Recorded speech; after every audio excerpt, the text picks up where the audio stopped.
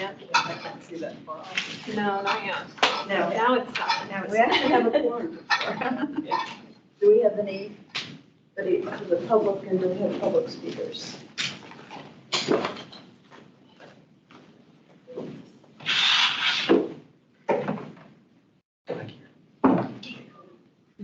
I sent you. Wow. It's just changed the trajectory of Yeah, the no. entire day. May not make it all the way around. Often waiting for the. Well, there's enough to have several. I see your name there, They can come back around. Okay. but you're on mute. I did do the search. Okay, right. Have another. Suzanne. I didn't put the search. Haven't had dinner? There you go. We're all adults here. That's right. I'm sure it's got all the food groups in it. Yeah, somewhere. Douglas, can you hear us? Okay. Yes, I can hear you all. I could be wrong. Definition of solid waste. Can you hear me? Solid.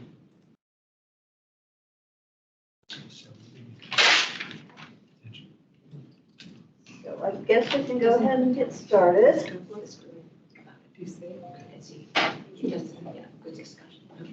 Are you recording now, Jenna? Yes, recording. Good evening, everybody. I'm Joan McIntyre, Chair of Climate Change, Energy and Environment Commission. We will start by doing our usual introductions. So if we can go around the table here first, and then we'll hit those online.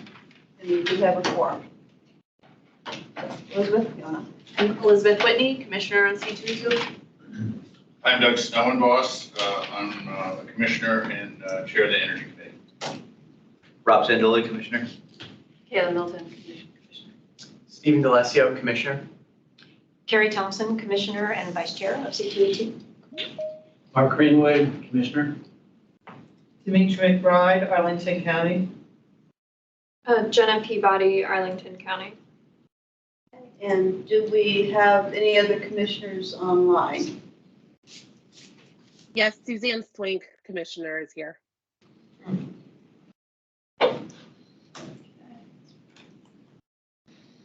And let's see, quick introduction. Jen, if you want to kind of go through the list of who else is online, just to remember that. And if anybody's from the public and would like to make a public statement, let me know.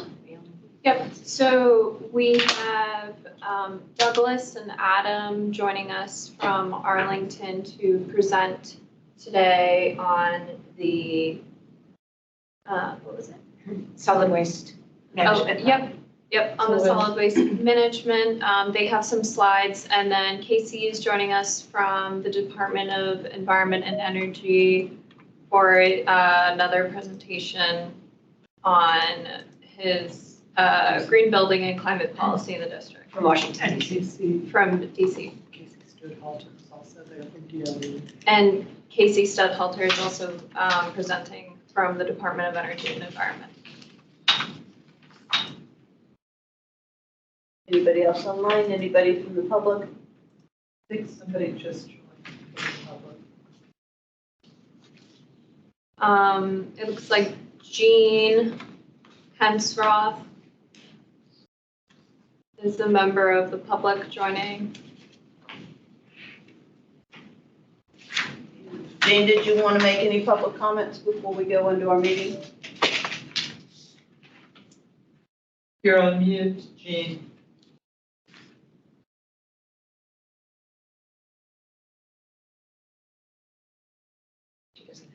Okay, all right, well, I will take that as a no. So I guess we can go ahead and turn to our first agenda item, and we've asked Casey Studhalter from DC Department of Energy and Environment to talk to us about what they're doing in terms of building codes. So, Demetri, or did you have anything you wanted to add, or before we turn it over to Casey?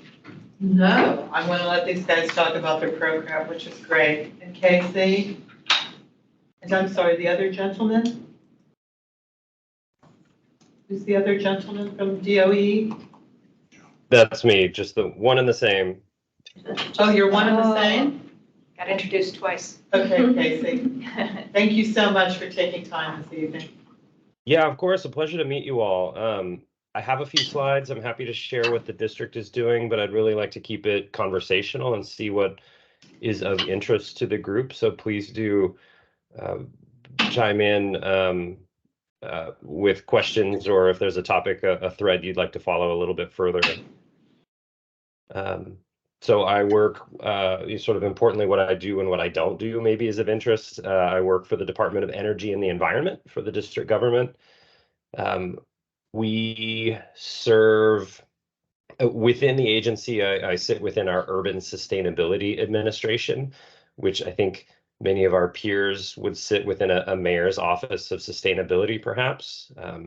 We do a lot of green building policy work from where I sit with our small team. I help craft the Energy Conservation Code and the Green Construction Code for the district. We do have home rule authority to enact, to craft and enact our own construction codes, which is a blessing and a curse. But I don't enforce those codes. So that's done sort of working hand in glove with our partners at the Department of Buildings. So very much a cross-agency collaboration happening with Office of Planning, Department of Energy and the Environment, and Department of Buildings, all sort of weighing in on that built environment space. If we can switch to the next slide. We have, as all local jurisdictions do, we love plans, right? Plans and policies. And I share this to kind of put out that there's a series of nesting plans and goals that have come from them. Our Sustainable DC plan was launched in 2013 as the high-level, broad sustainability plan, but it is too broad to be actionable.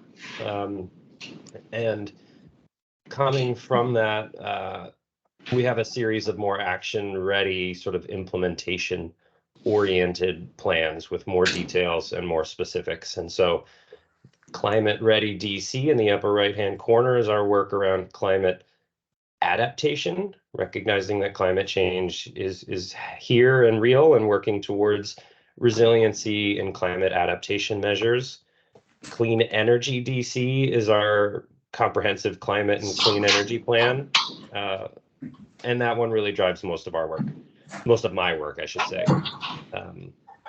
Launched in 2018 or adopted in 2018, the plan's really been guiding much of our work since, and we're undergoing an update for Clean Energy 2.0 currently. So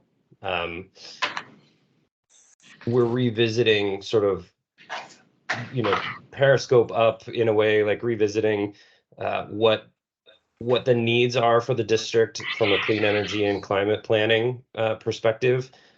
Things that weren't on the table in 2018 include topics like embodied carbon and explicit references to building electrification. So topics that weren't really present in 2018, and we've been working to advance in some ways. But now, as with an update to the plan, this is really our opportunity to set the table again. And so that's an active process. I hope that we'll have a draft in early calendar 24. But so some of the key goals on the screen: reducing energy use by 50%, growing our use of renewables to represent 50% of the energy consumed, cutting our GHG emissions by 50%, requiring net zero energy new buildings, all in the pursuit of carbon neutrality. The goal was 2050. If we skip ahead to the next slide, we can show how that goal has been updated. Sorry, these are some of the top line policy proposals that came out of the plan. Again, we've been working since 2018 to enact them, and each of these three has been codified by law since. So there's been a helpful synergy between the research and the outreach and the socialization that went into the work around the original Clean Energy DC plan. and much of that has been picked up by council and enacted into law, so codifying those goals. I think the next slide goes into even greater detail. Sorry, I'm out of order, but buildings are a key driver for the district. I presume it's a similar set of pie charts for Arlington County. But buildings represent 74% of the GHG emissions in the district. That number has gone down over the last couple of years, but it's very heavy on buildings, more so than other parts of the country. What's missing from this pie chart is heavy industry that really isn't present in the district or the DMV for that matter, and a relatively decent mode split. So transportation is not is a smaller slice of the pie here than elsewhere. Not that our buildings are worse, but it does mean that climate policy, climate mitigation, buildings are the key lever, and really is a corresponding focus for climate policy from the district. Casey, I have a quick question on this slide. The block for institutional and government buildings, does that include the federal government buildings, or is that DC government? It does not include federal buildings because they do not benchmark with us, so we don't have their data. Okay. Hey, Casey, I just want to double check. So your transportation is really low compared to ours. And I'm guessing because you're at the destination point and we have a lot of pass-through traffic on their way to you. Yeah. It's not a consumption-based inventory in the sense that it doesn't represent the influx of commuters. So I believe that these passenger vehicles are registered in the district.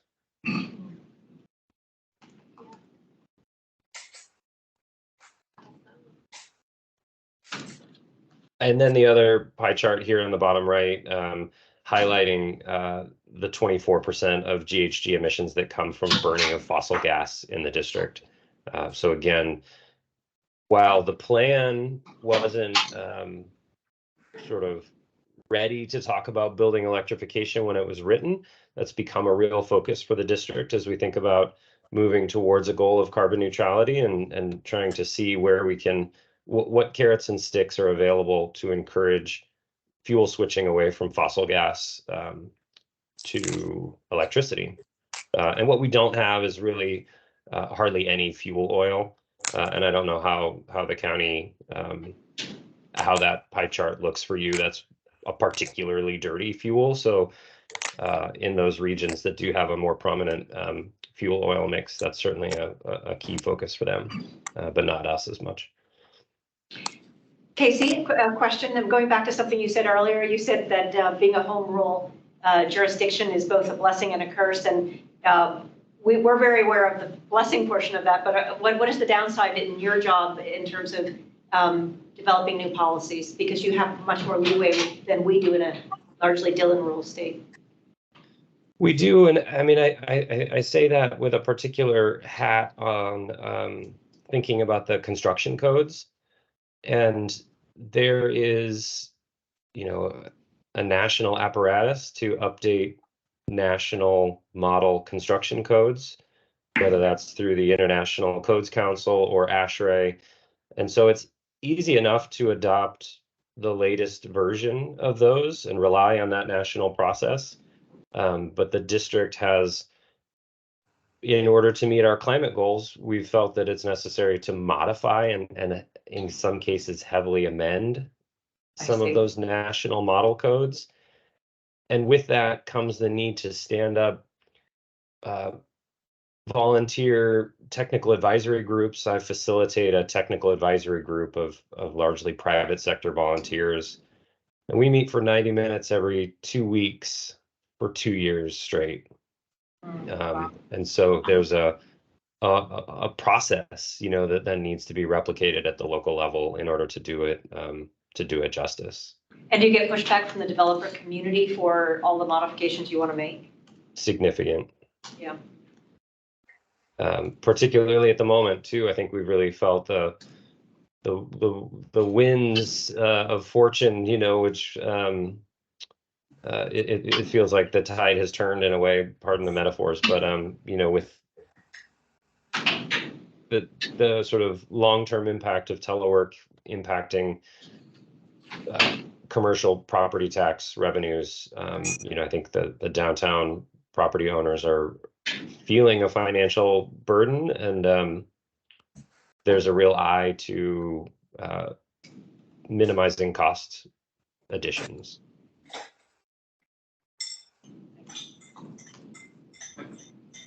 But we do have a recent law requiring the district to adopt a net zero energy and all electric construction code by the end of 2026. That was one of the goals in the clean energy plan that was recently codified by council. And so we've been sort of head down trying to figure out what that means for the district. But just a question on when that goes into effect. Is that going to be any buildings starting after the code goes into effect, or are some projects going to be grandfathered in if they were approved or that prior to that point? yeah, that's a key detail. The law requires that the mayor adopt the code by, it's even as specific as December 31st, 2026. So New Year's Eve, 2026. But then the codes do have it's called the transitory provision. It says basically, if you have a permit, you can continue under the old code, or if you have a signed design contract, you can continue for 1 year under that old code, recognizing it's hard to change course for projects underway.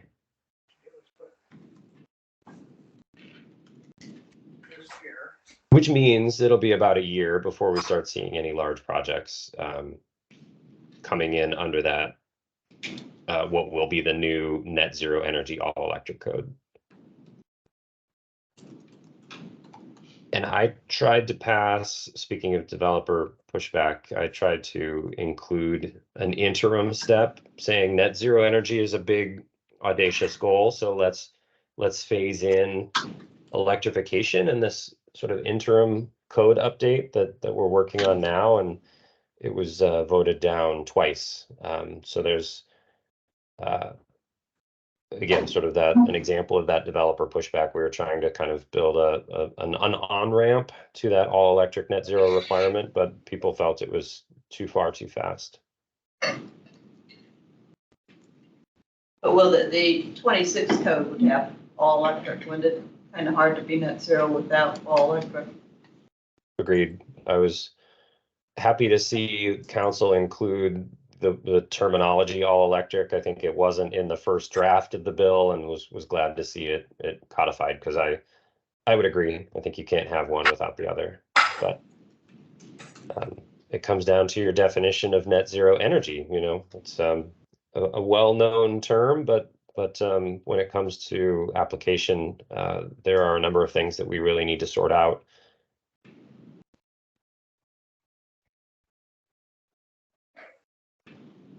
So if we can go to the next slide, I can't recall what follows. There aren't many left. This is taken from our 2018 Clean Energy Plan, showing the buckets of sort of policies that were considered: buildings, energy supply, and transportation.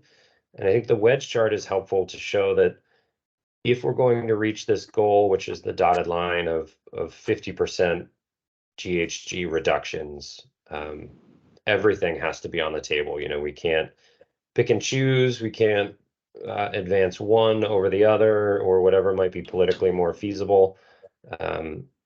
Really, everything needs to be done and in parallel. And then the donut on the right, again, with my buildings hat on, I think it's an interesting analysis showing net zero energy new buildings are really only anticipated to garner us 10% of that total savings, whereas more efficient existing buildings are double that. So we're pursuing net zero energy for new construction. Meanwhile, we've launched our building energy performance standard, and that, simply given the scale of existing buildings versus construction, has a 2x order of magnitude potential savings. So the opportunities to address existing buildings, is sort of where the carbon is, right? That's where the majority of the emissions are taking place. So that's yet another helpful focusing figure for me.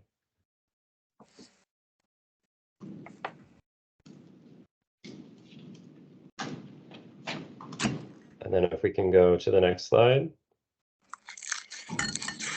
There's a lot on here, but the takeaway is that there's been a lot of policy activity over the last, since 2006, really. And it all really builds towards this 2045 carbon neutrality goal. So that's, I think, really what's driving the ship on our side of the river at the moment is we had a goal of 2050. Council enacted a law that said carbon neutrality by 2045 and brought it up 5 years, and then said government operations should even exceed that by 5 years, so 2040 for DC government. Again, DC, not federal.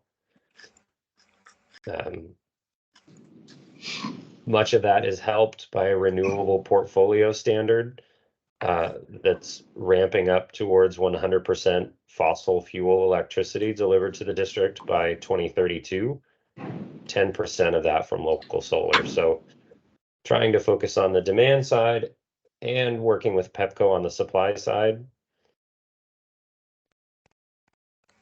How's that working with PEPCO? It's frankly what it's done is created a market for solar in the district because there are non-compliance payments that set a minimum floor for the renewable energy credits that come from a solar system located within the district or on a major feeder line. So some of those renewable credits are available outside of the district if you're on a direct feeder line. But so what we're seeing is, one solar renewable energy credit, or SREC, is worth anywhere from $350 to $400 in the district. And in other jurisdictions, it's significantly less. And that's driven by the requirement that PEPCO deliver, again, 100% fossil fuel free with 10% generated by local solar. And are they actually looking at their portfolio and having a pathway to produce enough renewable energy, acquire enough renewable energy to meet your goal? Yeah. And, you all know the way PEPCO is structured, they are simply distribution. Their parent company generates, but technically PEPCO only distributes, so they source the renewable energy. So they are working to source that within our grid region. And we've got a growing penetration for solar within the district, solar rooftops. The payback period is because of that requirement that PEPCO must procure a certain amount, has really set a minimum price floor for solar in the district. And so people are seeing 4-year payback periods for solar in the district. So it's brisk business for solar installers. Hey, Casey, a few slides back, you had 10% from local solar by 2041. Is that right? Yeah, I may have oversimplified here. The law requires 100% clean energy on the grid by 2032, but that 10% local requirement doesn't fully reach 10% until 2041. You're right. Yeah, and how do you define local? Is that within the district, or is that HEPCO purchasing from out the immediate vicinity of the district too, or? It is the district border, but there are some exceptions for systems, solar systems that can tie into, I'm a little bit out of my depth with this part, major feeder lines into the district. So there are a few instances of solar systems attached to a major sort of trunk line that are technically outside the district border, but are able to claim the high SREC value. And if anyone's interested in learning more, I'd be happy to connect you with a colleague who could speak more intelligently. Sorry. Thank you. Hey, Casey, I got a question. Does DC have a real estate tax exemption for solar equipment on roofs, residential or commercial? I'm embarrassed to say I don't know the specifics.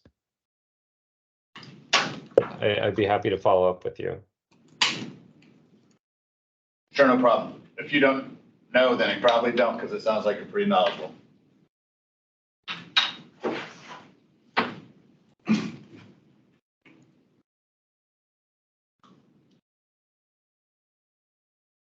Well, I don't know if I have any following slides. We can click next. My contact info. Happy to answer any questions. Casey, just to put things in perspective, in my mind at least, what percentage roughly of the buildings in the district are federal government? I mean, in rough order of magnitude. Yeah. I want to say 20% of the buildings are owned or sort of solely occupied by district, by federal agencies or foreign entities, as in embassies. Could you talk a little bit more about how the building benchmarking works? I know in New York, they do it, and building owners have to meet a certain energy efficiency target over time. Is that structured the same way in DC? It's a little bit different. It's been interesting to see the sort of variety of approaches to a building energy performance standard. The district, we've been requiring benchmarking of larger buildings for the last 10 to 12 years. So any building over 50,000 square feet is required to share their energy and water use every year. And we post that publicly. I can follow up with a link to what I think is a surprisingly well laid out and helpful dashboard for some of that data. It's all publicly available and publicly disclosed. And we have taken that data, a decade's worth of energy use, and use that to inform sort of to put teeth to that. So now, starting in 2021, we published a list of buildings basically whose Energy Star score, which is the federal building energy performance ranking system that scores buildings from 0 to 100, 100 being good. We published a list of buildings that are below the local median Energy Star score. So for multifamily buildings, that's in the low 60s. Office buildings, I believe that's the high 60s. But so half the buildings are underperformers. And so we published that list, and they have 6 years to reduce their energy consumption by the end of that compliance period. And there are a few pathways, a few limited exemptions, and some assistance programs to help them reach that, particularly income qualified multifamily buildings. And what leverage do you have on electrification of these buildings as they're going towards rehab, or as they're being renovated? would that come under, that comes under the building code standards? And are there any incentives that you're using? Yeah, there are some. It's not as direct as perhaps we would have liked, but they're one of the compliance pathways. If you have, your 6-year period to improve your building, one of those compliance pathways is prescriptive, saying here is a menu of items that you must do to your building, and replacing a gas system with a gas system is not on that list. It's intentionally excluded. So we're doing our best to not encourage gas systems. And then if we look at the financial incentives available, we've taken away financial incentives for gas systems as well. So we are no longer providing rebates and financial incentives for anything but electric systems. Trying to tip the playing field in favor of electrification. More carrots than sticks, if you will. How well does that seem to be working at the moment? I would say it's too early to tell. Just started in 2021, so yeah. And that, 2021 is sort of when we notified the list of buildings that they were not in compliance. And so they have 6 years to make those improvements. And so, as you might imagine, most of that activity we anticipate still to come. But we have a schedule of regular check-ins. There was a requirement that they select their compliance pathway. I'm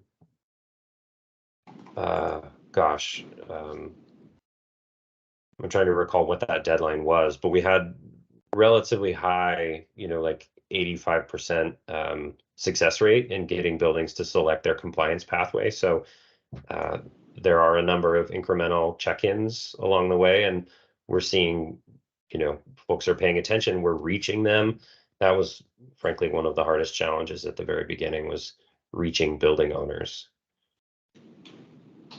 Our tax Office of Tax and Revenue has a mailing address and a company name, but we don't have a lot of great information, or didn't, for how to reach building owners.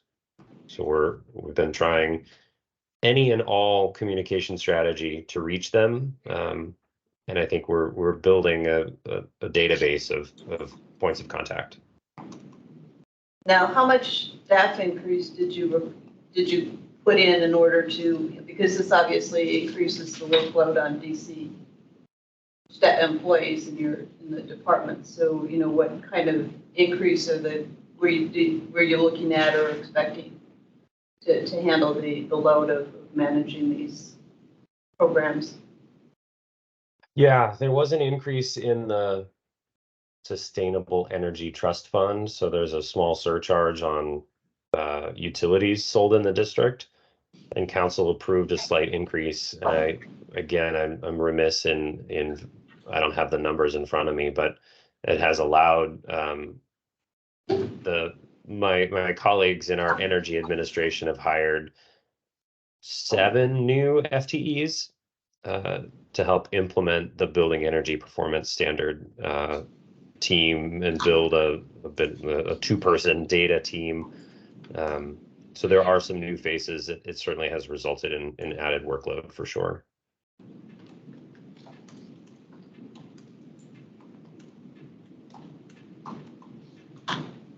Are you seeing any builders or building owners kind of stepping forward and kind of looking, moving out front? I know there is a net zero energy multifamily building going up in Anacostia. But I will say the most interesting outcome of the building energy performance standard is that our affordable housing finance agency has really caught on to this idea that they don't want to be funding and building liabilities. They don't want a tax credit funded of subsidized affordable housing. to have to come back and make energy improvements, especially given the challenges that they face financing a project. You know, they can't take on additional debt outside of a 15-year financing cycle. And so it's really hard for them to come back and do something later. And so our housing finance agency has really upped the standard for any affordable housing project that they fund to ensure that these buildings are super energy efficient and don't run afoul of the BEPS program anytime soon. And so I think that's the best sort of positive feedback loop that I've seen. And I love the idea that you know, through that we can sort of lead with equity, ensuring that, you know, the efficiency, the indoor air quality, the lower operating cost, all the benefits that come from these super efficient buildings are going to be, you know, directed to those who could stand to benefit the most. But are the private developers, or are they just mostly trying to push back?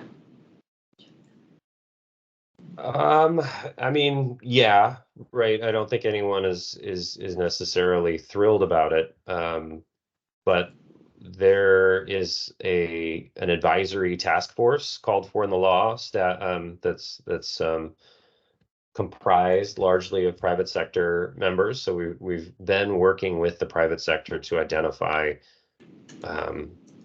you know, the right way to structure the program that works for them, identifying those valid needs for exemptions, if a building changes ownership. There are some exemptions for historic preservation. So there are some limited but needed relief opportunities, and I think much of that came from working with the private sector.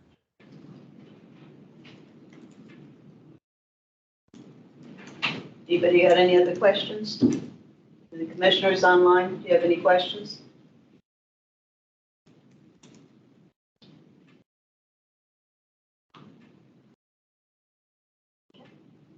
Casey, thank you very much. Yeah, this has Thank been you. very, very useful. Yeah. As we kind of look into our own green building policies with the other added restrictions that Virginia has on us. Happy to chat more if anyone has questions. Yeah. Thank you all for your time. Thank you, Great, Casey, very thank much. you. Thank you, Casey. Okay, so now if we can briefly go ahead and approve the minutes from July and September, and then we will go on to the solid waste master plan.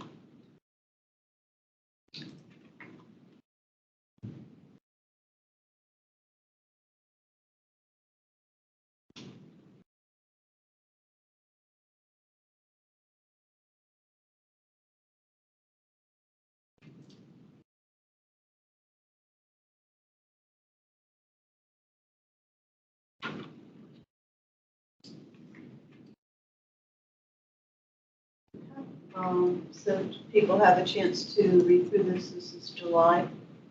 I've made some additions. Yeah, it actually for members is just kind of confirm whether you were here or not.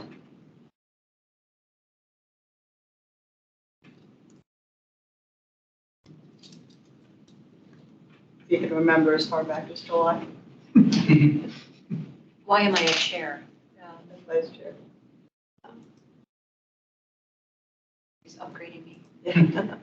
I don't think I have access to That's this okay. anymore, but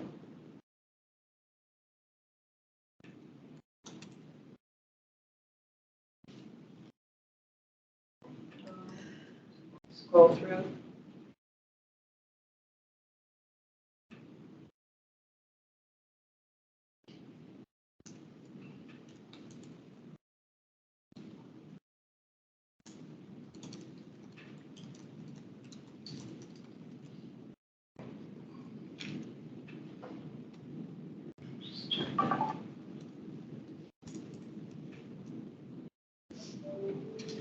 Joan, did it look good to you when you read it through? I didn't get it. Well, I made some of the, Those are your changes edits. there, yeah. Yeah. This one came a little later. Yeah, we need to.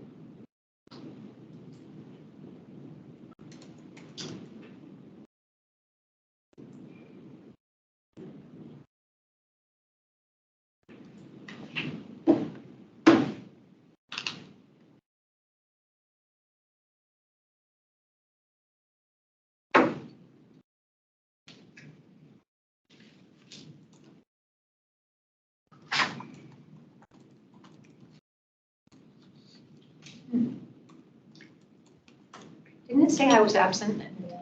And then it has me talking. I honestly don't remember if I was there, but That's very scum. it was. Yeah, so you, I must have been here. let's switch around. Yeah, you were there. I think for I that was one. there, yeah. Okay, so let's, yeah, okay.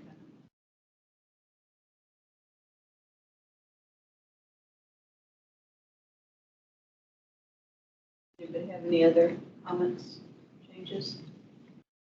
A motion to approve? I move to approve. All in favor? Aye. Any opposed?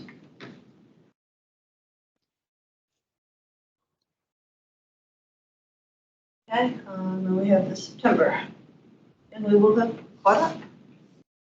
Good.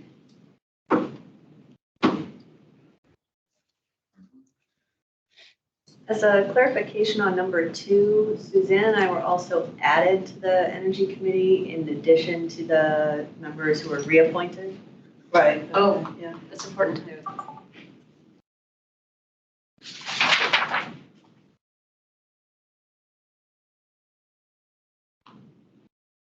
Yeah, and your names were listed orally.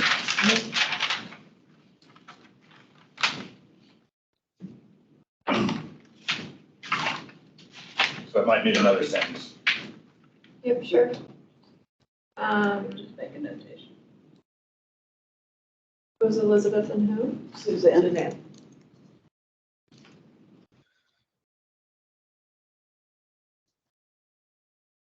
We were both appointed for the first time. Appointed. Yeah.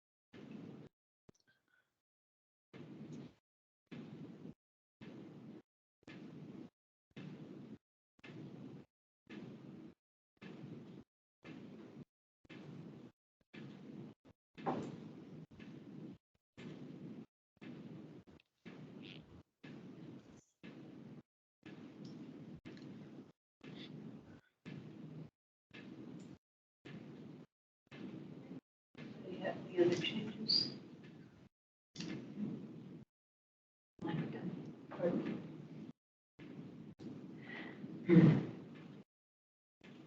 Motion? I move to approve. Second. All in favor? Aye. Any opposed? All right, well, we got that done. All right, Carrie, I'll Okay. turn it over to you. Okay, and- thanks very much to our Solid Waste Bureau colleagues for your patience. Because we have a few new commissioners, I just want to give a thumbnail sketch of what's happened to date, and then I'll pass it over to you. For our new commissioners, just so you are aware, the Solid Waste Committee is a standing committee of C2E2. But when it came time to begin preparing this new 20-year plan, the current plan it was prepared prepared in 2004, and it lasts until 2024. The next one will be 2024 to 2044. We took about 2 years to begin developing this new plan. The Solid Waste Committee expanded significantly back in February 2022 for that purpose. We added folks from Chamber of Commerce, from APS, from Association of Multifamily Buildings, affordable housing, restaurants, et cetera, to bring all those different perspectives to bear.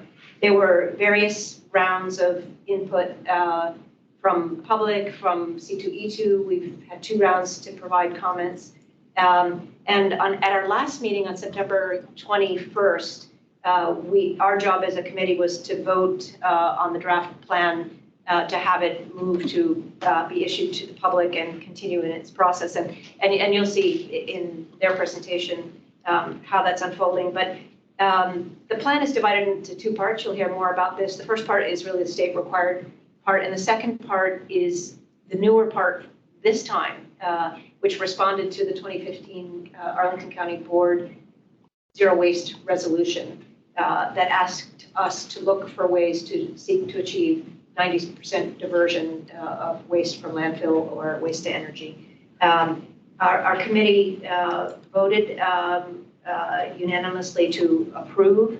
The next version may include a couple comments, which our committee members were invited to do, but it will be going out November 1st for public sharing. And our understanding of the zero waste portion, which has voluntary measures, is really that it's a framework, somehow a menu of options that will be determined as we go forward, whether in fact they will all be implemented during the regular budget and other authorizing processes. Not everybody agreed with every portion of it, but we agreed that it was a plan that would help us get to our goal of 90% diversion. So that's where we are now. We invited the Solid Waste Bureau folks to come back and present to us to have another discussion. So Eric, either Eric or Doug, I will turn it over to you. Eric Grabowski is the chair of the Solid Waste Bureau. Thank you, Carrie. And again, I just want to thank you for your leadership of the committee and getting us through the process. Again, we started last February. It was just a long grind to get it done, but we appreciated all the participants in the Solid Waste Committee to actually achieve the goal, which was to create a plan to release to the public. I want to introduce my staff. Adam, would you just, that's Adam Rydell. He's the manager of the Environmental Management Office at the Solid Waste Bureau, and Doug Krittemeyer, who's actually going to give the presentation tonight, is the Solid Waste Planner. And so Doug's going to kind of tell you why we're doing what we do, what we did, and kind of the outcomes and the fact of the next steps as far as engaging the public. So with that brief introduction, Doug, it's all yours. Well, thank you, Carrie and Eric. Carrie did a great job summarizing, so I think some of the slides that I have will probably jump right through them, because it really was, talking about how and where the committee started. So if you can go to the next slide. Yeah, like Carrie said, the plan basically serves 2 purposes. It's to meet the Virginia state requirements for solid waste management, and then also to incorporate and create a roadmap to fulfill the county board's 2015 zero waste resolution. Next slide, please. And then again, here is a list of all of those solid waste committee members. Like Carrie said, it was expanded for this particular process and plan development to be representative of the varying voices throughout the Arlington community. Next slide. And then here is just a timeline kind of looking back where we've come starting in February of 22 to where we are now with this evening's presentation. And then looking forward, I have a slide towards the end that I'll talk about next steps and specifically when the community engagement, public town halls and things will be. So I will cover that at that point. Next slide, please.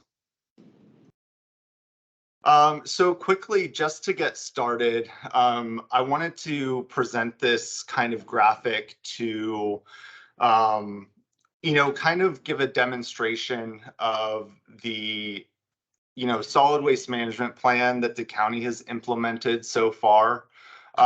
There's really two key areas to this. On the left-hand side, you'll have the production and consumption of goods. It's on this side that the system where source reduction has the largest impacts on what and how much waste is being fed into the municipal solid waste stream, which is represented on the right-hand side. And the right-hand side is all about managing that generated waste, creating a robust and comprehensive system that maximizes the reuse of waste resources and minimizes the quantities being sent to the waste to energy facility. And so as we move forward, kind of keep this in mind because throughout the plan, through the varying initiatives, we try to focus on both sides of that and keeping with the waste management hierarchy. Next slide, please.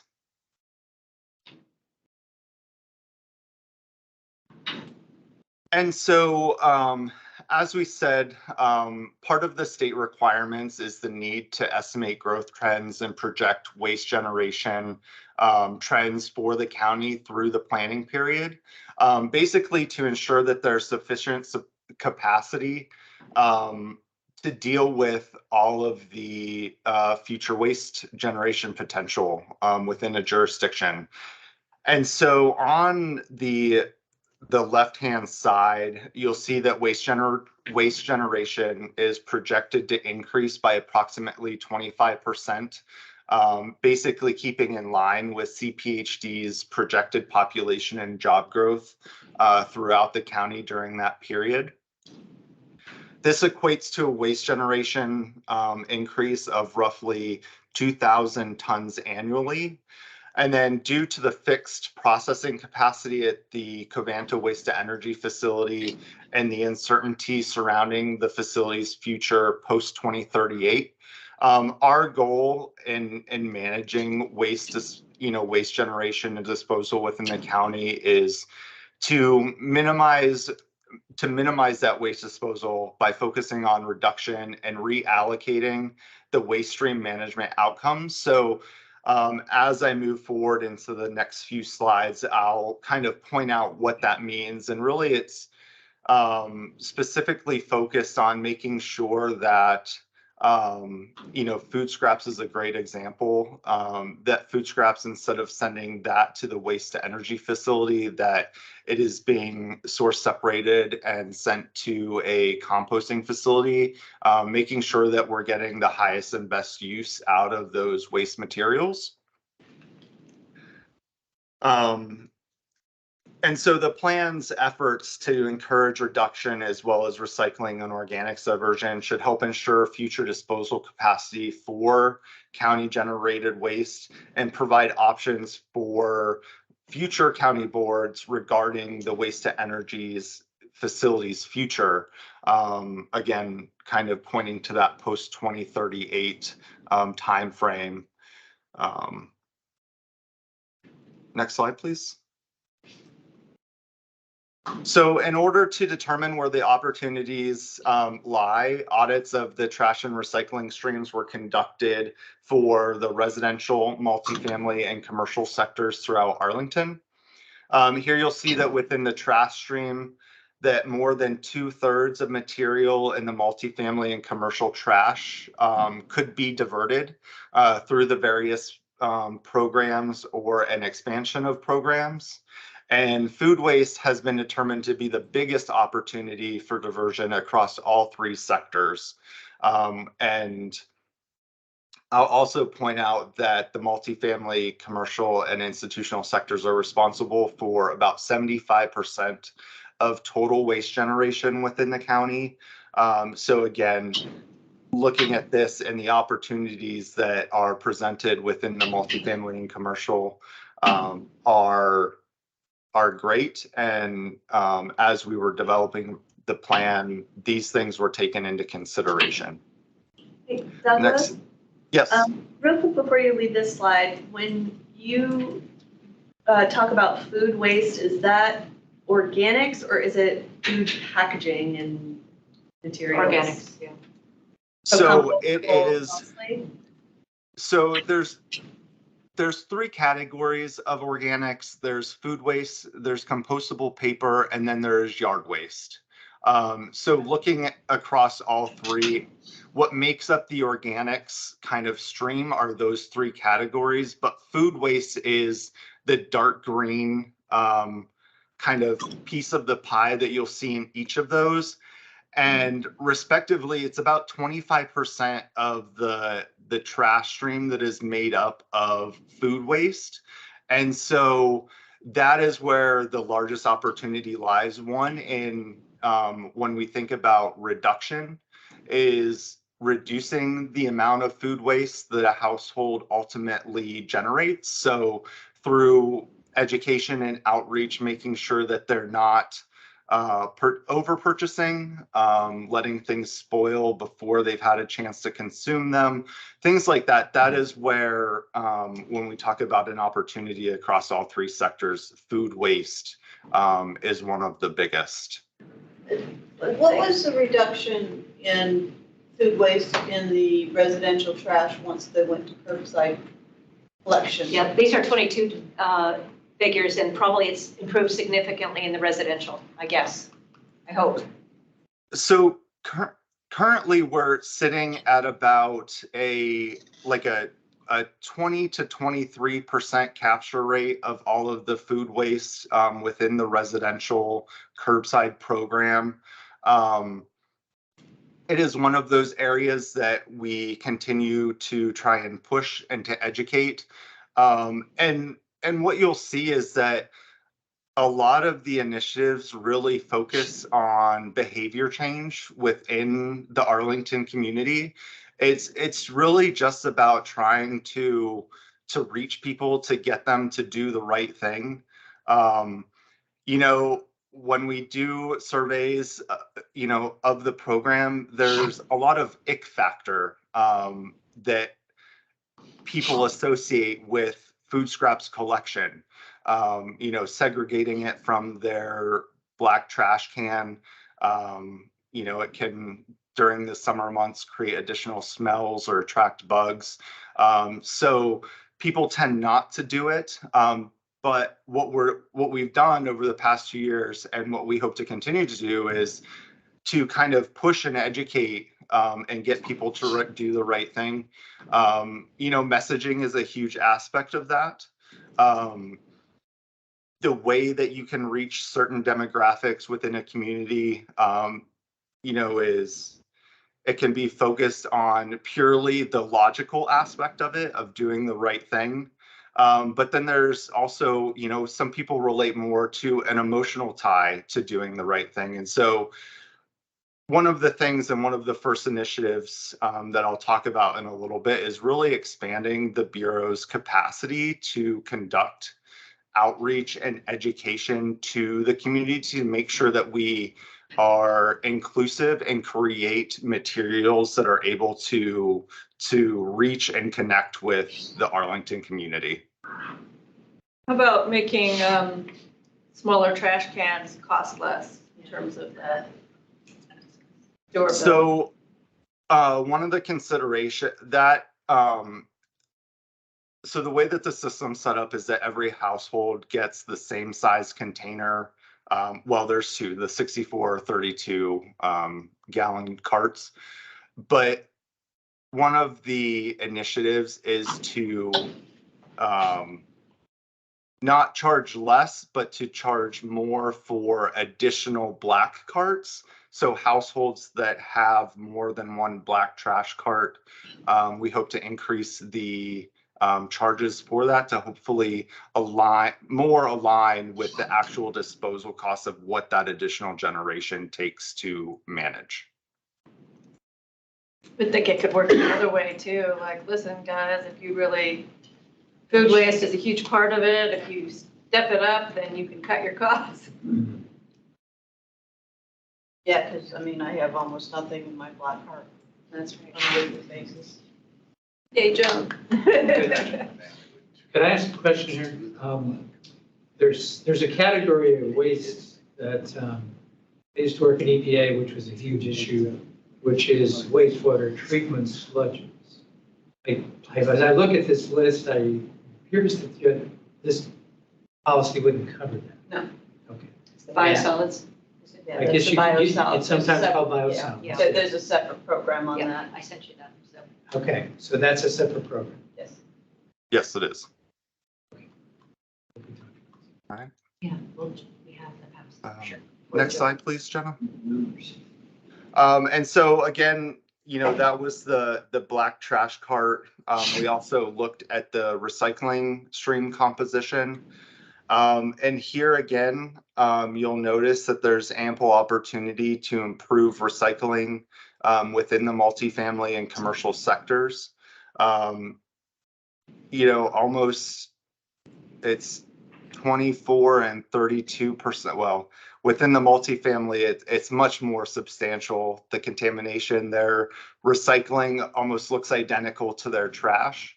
And then with the commercial, getting that trash contamination down is key for them. And then within the residential recycling program, performance is quite high. But again, there's always room for additional improvement, within that residential curbside program. Next slide. And so here what we did is we combined all of the composition data from the previous two slides that you saw. And what you can see is that through some additional organics regulation and then 100%, proper disposal through the existing waste management programs that the county currently has, that we could attain a 78%. And this information helped to inform the development of the plan's proposed goals. And it kind of speaks to the fact that the county already has a very robust and comprehensive waste management system. And so the initiatives proposed really kind of add on to and enhance a lot of those programs. Next slide, please. And so again, Carrie mentioned this at the beginning, that the plan is meant to serve two purposes. First is to meet the state requirements of a solid waste management plan, and then second, to achieve the county's 90% diversion goal. So in the plan, there's kind of two sets of goals that are put forward. The first is the mandatory, which are necessary and written to meet the DEQ requirements laid out for a solid waste management plan. And then, State of Virginia. yes, sorry, DEQ is the Department of Environmental Quality for the state of Virginia. And because the county has already met the state's mandatory recycling goal of 25%, the aspirational goals are voluntary actions not enforceable by DEQ, but ones that the county can take to work towards achieving that 90% diversion goal. Hey, Doug, how's the 25 accounted for when you've got a large, almost, 75% is multifamily and commercial, and their recycling rates are abysmal, and what's in the recycling is abysmal. So are we really meeting those targets? I mean, how does that get accounted for? So there are annual reporting requirements within the county. So any private hauler is required to submit to the county hauling data and tonnages for both trash and recycling. And so we use that data on an annual basis to calculate that recycling rate according to the forms that the state has jurisdictions fill out and complete for that. Joe makes a good point though, because it doesn't match the audit information, does it? I mean, the audit is saying is what they're collecting under recyclables are mostly trash. And there's a lot of, So I will so it say sounds like the that, data might be meaningless. If So- we're really, and what are these, what happens to it when it goes through the MRFs? Because it's been, you know, a lot of it, it's contaminated, none of it may not even be easily to separate enough to pull out the recyclables. So I'll pop in really quick. So what we get from the haulers is, you're right, it's just the pure tonnage. We have no idea, right? So they say what they report to us last year is about 47% of what they collected from multifamily and commercial, they reported as recycling tonnage. But it is a volume calculation, not one of quality. So we've done internal audits. We do believe there's incredibly high rates of contamination. But for the official, the state says we just need this tonnage. And so again, they're not looking at quality. So you bring up a very good point about what these numbers mean, but it's how much of that is someone trying to recycle, that they're putting it in there. Now they may be doing a horrible job, but they're just saying, hey, here's the tonnage. And yeah, so you do bring up a question about quality, but it's kind of what we've got. We don't have really the ability to take those, 88,000 tons of material from all these different haulers and businesses and do like a comprehensive, well, how much is actually getting recycled?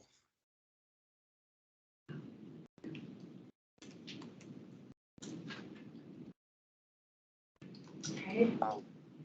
we can go ahead and move to the No, next slide. let's go ahead. Was there another question? No, I think we should go ahead, in the interest of time. Okay. So 90% is a lofty goal, and one that no U.S. jurisdiction has met yet. So the plan proposes 15 voluntary program enhancements or initiatives and 4 policy programs. And then it also identifies 3 intermediate diversion targets to gauge progress as we work through those, the next 15 years towards 2038.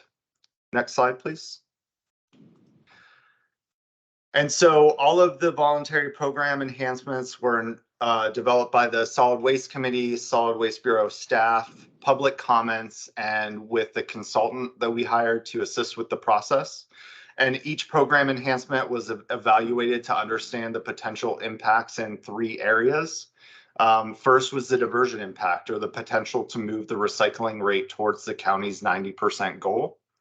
Second was the greenhouse gas emissions impact. And it's important to note that emissions were calculated to account for the management flow changes of waste materials using the EPA's WARM model. And so the calculations do not necessarily consider the overall life cycle emissions impacts that may come from source reduction or reuse initiatives. It purely focuses on moving, we'll say, food waste from waste to energy to landfilling, or vice versa, from waste to energy to composting. And so it kind of is a more narrower look, but one that stayed within the scope of this particular plan. And then the third area is the financial impacts, and this focused on the impacts to the county over the 20-year period, and do not consider the financial costs that may be incurred by multifamily and commercial sectors to institute some of the programs, particularly food scraps diversion. And then those initiatives were then prioritized into short, medium, and long-term policies. Next slide, please. And so here, the initiatives this demonstrates and shows, we have an estimated 2023 diversion rate of 49%, which excludes some additional points that the state gives for programs that we have in place.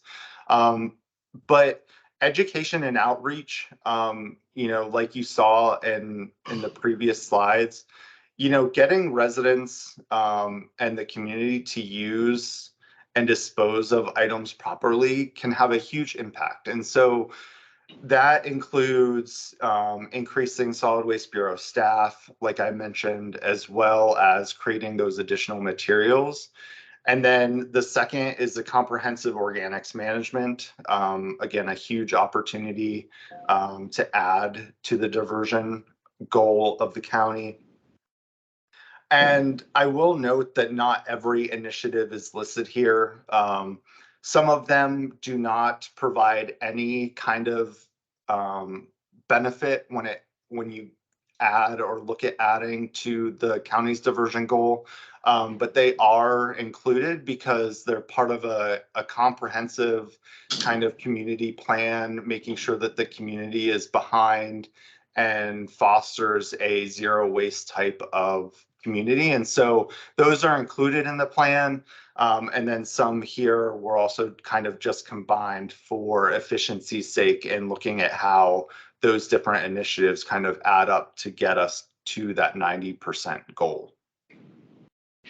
Doug, so everyone is clear on this, the purple line, the 49% is how much diversion is happening through our current system, correct? And Yes. Beginning with the orange, that's how we're going to build on it through these add-on zero waste initiatives. And we determined that education, public education, could offer the biggest bang for the buck, followed by a comprehensive organics management. Exactly. Yes. Thank you for that, Carrie. Next slide, please. And then, as I identified in the previous slides, there's ample opportunity to improve trash and recycling, as well as to divert food waste from the multifamily commercial waste streams. And so these are a handful of the initiatives that are particularly targeted towards the multifamily commercial sector.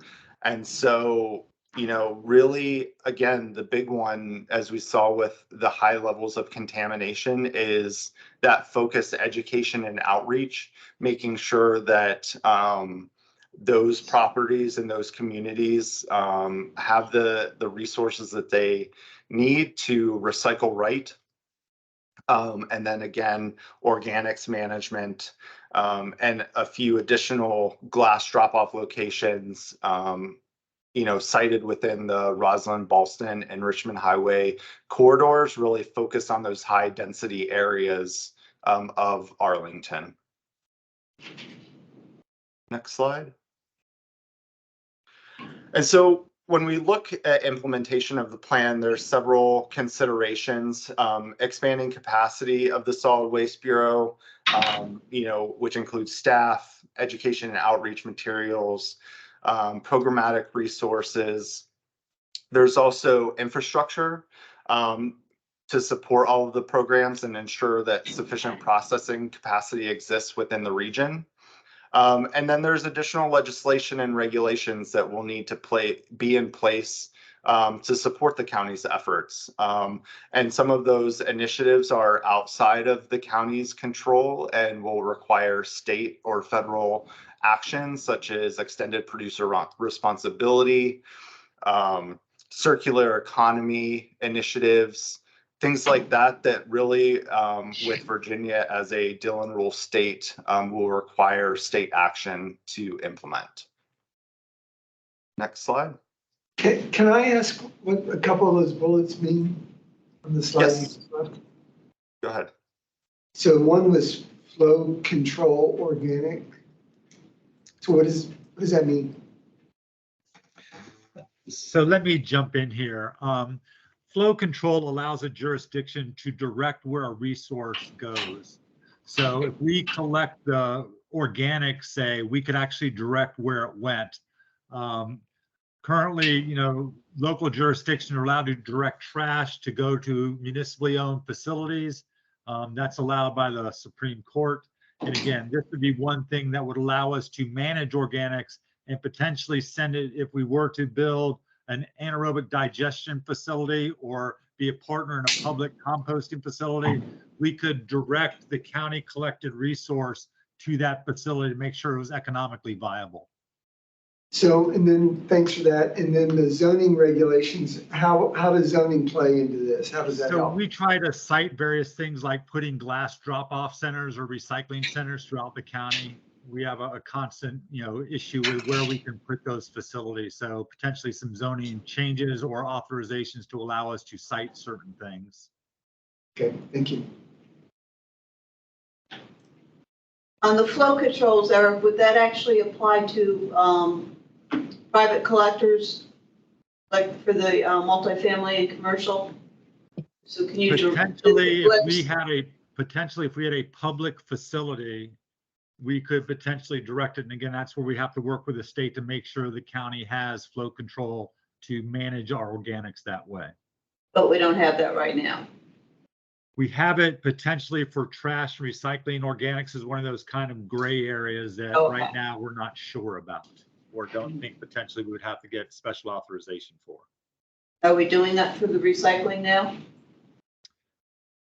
No, currently we haven't instituted any flow control because the system, we directed the stuff they catch on or collect on the residential program, we direct where that goes. So they go to the MRF for the material recovery facility where we currently have contracts. The private sector, meaning the multifamily commercial sector, take it to where their contractor has the contract with. So we do it economically with the residential community. We do it basically, we don't do it in the multifamily commercial sector. Keep moving.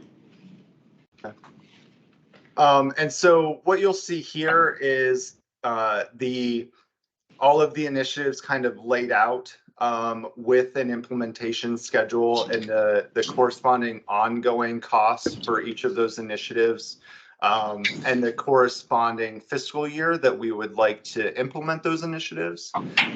You'll see that most of the initiatives are kind of loaded into the near and midterm, and that's really because a lot of it has to do with building and influencing residential behavior change. And so the sooner we can get after those, the more likely we are to be able to impact, residential behaviors and influence the way that they, manage their own waste. Go ahead to the next slide. And so here I'll quickly highlight, I've already kind of talked about several of these things, but the plan is going to add some substantial costs to the county budget. And there's a lot of planning considerations that goes into that. There are current funding streams that cover certain aspects of it. The household solid waste rate and the multifamily commercial recycling program are full cost recovery programs for those program administrations. And so, there are current funding streams that can be adjusted as programs are implemented. But some of the other considerations that we'll have to look to other funding streams, whether that be general funds or bonds, when you think about the waste to energy facility retrofit, if that were to take place in 2038. So there's a lot of different things at play. And so on the next slide, I'll highlight kind of the household solid waste rate and how that fee structure, some of the things that go into deciding what that is. If you'll go to the next slide, Jenna. And so when we look at the programs that are implemented, the household solid waste rate, like I said, is a full cost recovery for those programs. And so as initiatives are implemented that have a single family residential aspect, it will impact the household solid waste rate. But only a portion of the costs associated with those programs will be captured or attributed to the household solid waste rate.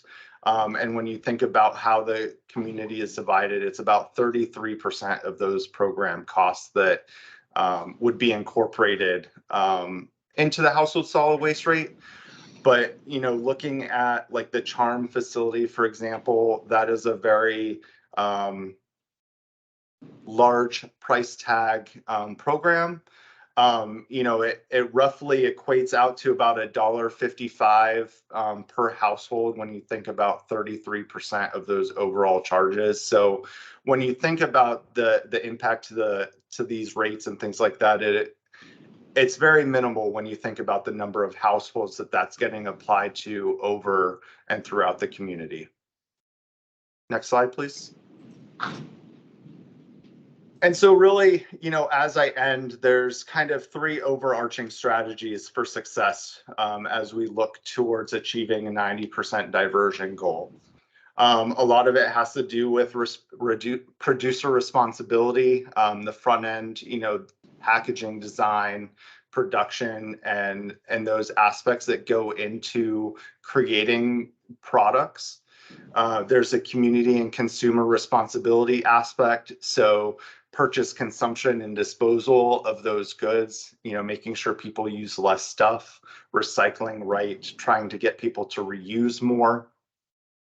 And then there's the policy and political leadership, making sure that our leadership is crafting policies that align and incentivize the producer and consumer responsibilities, and supporting the various programs, policies, and systems that we work to put in place.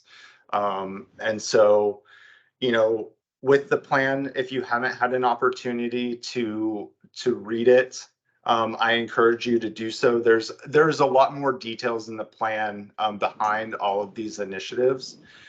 And so if you'll move to the next step, Jenna, next slide, sorry. As we go out to the public with the draft plan that the Solid Waste Committee approved, we'll have 3 public town halls on November 1st and 2nd. There will be 2 in the evening from 6:30 to 7:30 p.m. And then there will be 1 on November 2nd during the daytime from 11 a.m. to 12 p.m. Really more focused towards the business community, the multifamily commercial properties. And the public comment period will be open from November 1st and run through December 1st.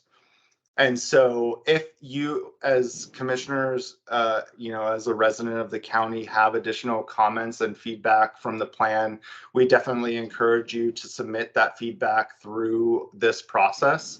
And all of that feedback will be taken into consideration once that period closes and we move forward with it. And then longer term, it's, trying to secure funding for those short-term initiatives, and then getting the plan before the board for them to adopt by the spring of next year, so it can get submitted to the state in June or early July of 2024. And that is all I have. Eric, do you have any additional comments, or Carrie, or questions? Let me just say, because we've run over a bit, and I do want to give an opportunity to my fellow commissioners to ask any further questions. If anybody has comments, there's a lot of detail in here, and if one hadn't had the chance to look at the slides in advance, it's hard to grasp the full picture. We did circulate the deck. Questions, comments? Just one on the strategy. So based on the data you presented, it seems that the multifamily housing and the commercial properties are where you have the real problem with both trash contamination and low recycling rates. So I didn't see in the strategy part that you're really going to focus the education and outreach efforts on either the occupants of the multifamily housing or the occupants of the commercial buildings. Is that part of your strategy, to really focus education outreach there rather than on the residential where you have success? So there was one slide that said targeted efforts for multifamily and commercial, and it was that whole effort about behavior change and recycling, right? Aaron, we can't hear you that well. I'm sorry, can you not hear me? We can hear, but it's not very loud. Okay, I'll try to be louder. Yeah, so there was one slide that talked about efforts focused on the multifamily and commercial sector, because we realize, one, that 2/3 of the community live there, but also that they're underperforming. So most of the effort would go there.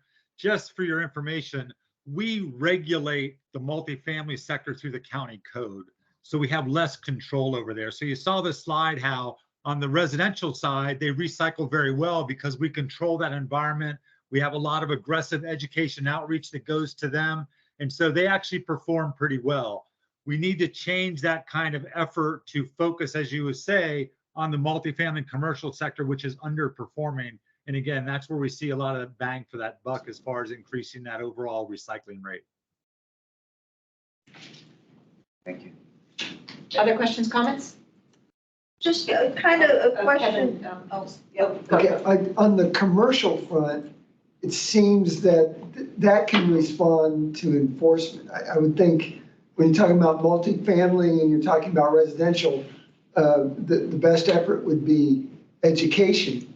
But, businesses hire trash cleanup crews, and I'm always appalled to see people coming through in many office buildings. I've seen them take the recycle bucket and the trash bucket and dump them together in the trash bucket. And that's not, education doesn't help at all, but fines will help there. Do we have the authority and the ability to do that? So right now what the county code mandates is that they establish a recycling system. So I agree with you. That's a challenge that we have now. So what we're looking for now currently in the code is that they have a system that basically has trash recycling capacity. It has signage. They're educating their folks as to what they're supposed to do. But what you're suggesting is where the custodial staff co-mingles the material. In essence, even though the residents make the effort, they're still throwing it away. That's not really something that's enforceable as the code is written now, and something we would have to look carefully at how we could do that. The challenge is we have 2 staff people that basically go around and inspect all the facilities to make sure they have a system in place that provides recycling. They are not there at night watching the custodial staff, are they doing the right thing? And so we get data from the back end, meaning the collection company that actually collected the material, and it indicates they're doing some of it. But I agree with you, there's a lot of waste there, and that goes to training staff. And that's why I think we need education outreach staff to not only train the public, but train those custodial crews on how to do it properly. And even in our own buildings, we spent some time with our custodial staff. We talked to our Arlington County public school system about how they manage their materials inside their buildings as well. It's just an ongoing challenge. And again, that's something we look at from a code change perspective, and also an enforcement, as you suggest, as we figure out how we could actually understand what they're doing, catch them doing it right or wrong, but more importantly, educating them how to do it properly. That would be our first effort. Do we have flexibility for code changes? Or Yes, does that, we do. So we could change? And are there opportunities for incentives that if we can get building owners to provide data from, who's collecting there and to kind of get some data related to, quality of what's collected, and maybe over time, incentivize them to improve performance once you get a baseline? Yeah, I think incentives are an important tool. Unfortunately, as you know, from a budget perspective, when we talk about how we're going to allocate resources, especially over the next year when it's going to be a very tough budget year in the county, I just think that's something in the future we have to evaluate and assess where other communities have used those type of incentives and how effective they were. But again, that's something we would look at, but we just are, I think, a ways away from the incentive side, and we're still trying to put some of these core things in place initially. But that's something to think about, is how we incentivize people to do the right behavior. I think that's an important aspect or tool in the tool shed, so to speak. Just one question on the, the first part of any waste hierarchy is reduction. How would you, and right now we're really not targeting any reduction. We're actually holding steady the pounds per person of recycled, but how would you measure a decline, and how does that account towards the 90% diversion? That's hard because of that is hard just because of the way the numbers work for how we report that. But again, we do quarterly waste audits, at least in the residential sector. So we kind of have a sense of how much we're generating food wise. The Department of Agriculture says the average family wastes about $1,800 a year in food waste, stuff they just don't eat. And if you look at the overall supply chain, about 33% of what the US generates in food is lost. Either just rots on the vine, loses into transportation, the processing, sitting at the grocery store. So those are the kind of things we need to educate people on to really go after, how much we are generating and how much we're wasting. And so that would be part of the education effort, because again, we're not only talking about recycling right, part of that education effort is to reduce. And we want to see less generation. Now, over the last 3 years, we are looking at what the county has taken to the waste energy facility on an aggregate basis. In our overall residential generation for what's going to the waste stream for incineration is going down. Now we're diverting that to composting, we're diverting that to recycling, we're doing some positive things with it, and we need to continue to act there. But again, Joan, I think just the way it's calculated, if you are reducing things on the front end, you don't necessarily see it, but we would see it from the overall. We know what our overall annual generation is. We divide that by the population, and we can then see whether or not we're moving the needle on overall pounds per person generated per day. We can do that calculation based on population projection and also the overall tonnage we get for the DEQ report. Great. Should we leave it at that given time? I think so, yeah, we're kind of running out of time. Okay. Just kind of wrap it up is that we do have a comment period, so we might kind of, I think, thinking about a letter for our next meeting.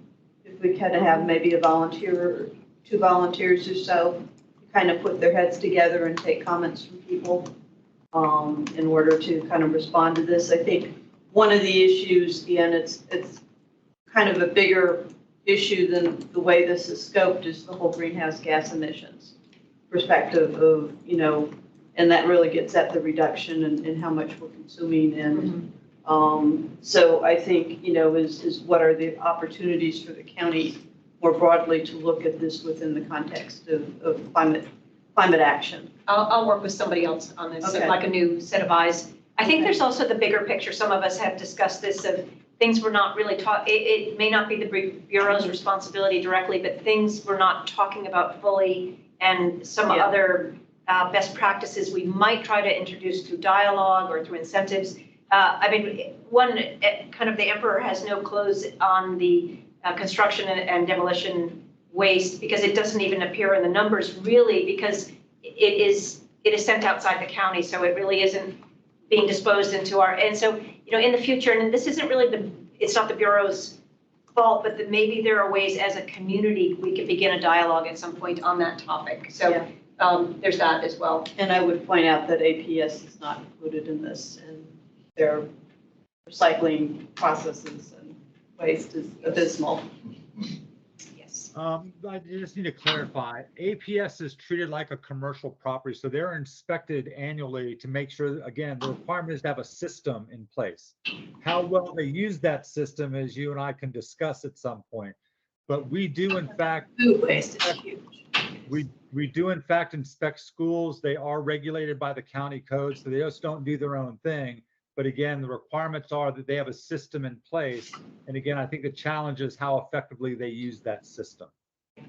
Yeah, but they're also part of the county in the natural resources and forestry and natural resources plan specifically talked about APS. And I think, there should be opportunities to more directly talk to APS about things that they can do to improve both waste reduction and recycling rates. Yeah. We should probably wrap it. Okay. It's 8:33 at this point. Thank you very much, guys, for staying late into your evening to present and update all of us. Thank you for the opportunity. Doug. Thanks, everyone. Take care. Okay. Thank you. Take care. The document will go out to the public on November 1st. They have a couple of different town hall sessions. There must be an online portal. I haven't seen it for individual resident comment, but I do think we should do It's like December 1st, right? Yeah. Will be when it closes, so December we 1st. should have if we do a C2E2 letter. So we should, but I do encourage everybody to actually go and make their own comments as they, Okay, I can work with you on that. Okay, that'd be great. Okay, you need another volunteer. Okay, very good. Okay, next topic.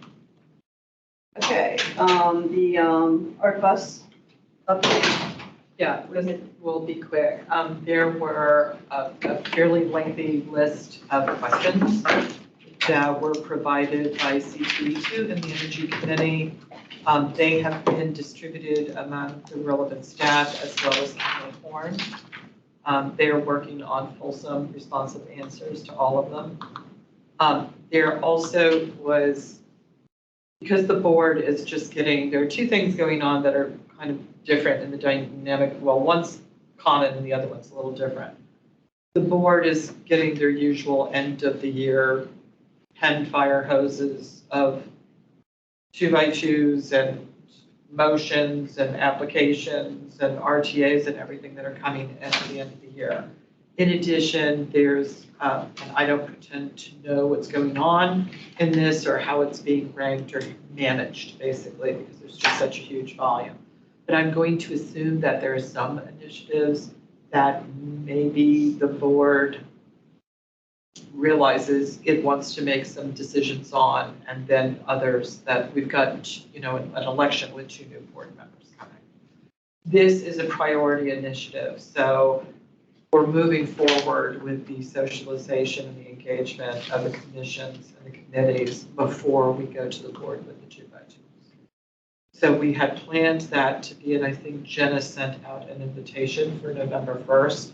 I just got an email literally, 10 minutes before this meeting started from planning, that the planning commission is doing a carryover meeting on November 1st. That's all about Plan Langston Boulevard. And there's also this thing on November 1st.